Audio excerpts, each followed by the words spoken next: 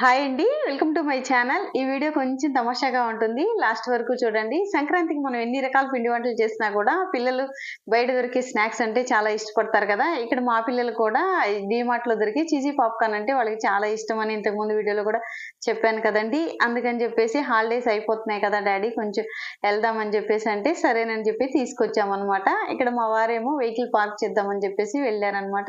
ఇక్కడ మేము వెయిట్ చేస్తూ కొంచెం వీడియో అది తీస్తున్నాము. ఇక్కడ ఏదో ఎగ్జిబిషన్ ఉంది కదా మమ్మీ, లేదని చెప్పారు కదా అని చెప్పేసి అంటే ఇక్కడ మేము వెయిట్ చేస్తుంటే ఒకరు వచ్చి నాతో మాట్లాడారు. చూడండి ఏం మాట్లాడారు.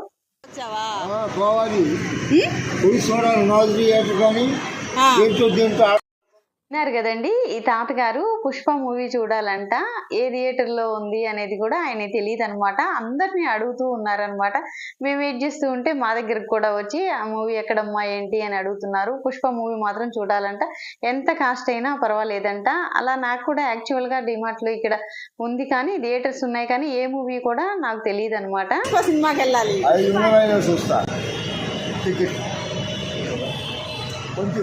ఫోన్లో చూసేది సార్ నాజు కడతానమ్మా అక్కడేగా అక్కడే మొత్తం ఉందండి ఒక కలకేసుకో.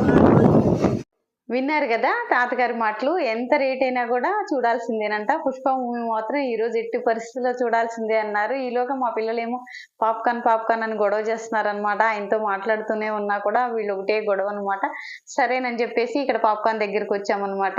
చూడండి, మా చిన్నప్పుడు అయితే ఇలా సంక్రాంతి పిండి వంటలు ఇలా ఉన్నప్పుడు మాత్రం అస్సలు బయట స్నాక్సే కొనుక్కునే వాళ్ళం కాదు. ఒకవేళ మనీ ఇచ్చినా కూడా అవన్నీ కూడా దాచుకునే వాళ్ళం. అంతేగాని ఇప్పుడు పిల్లలు మాత్రం అట్లా కాదండి. అసలు మా పిల్లలు అయితే అసలే కాదనమాట. వీడియో నచ్చితే సబ్స్క్రైబ్ చేసుకోవడం మర్చిపోవద్దు.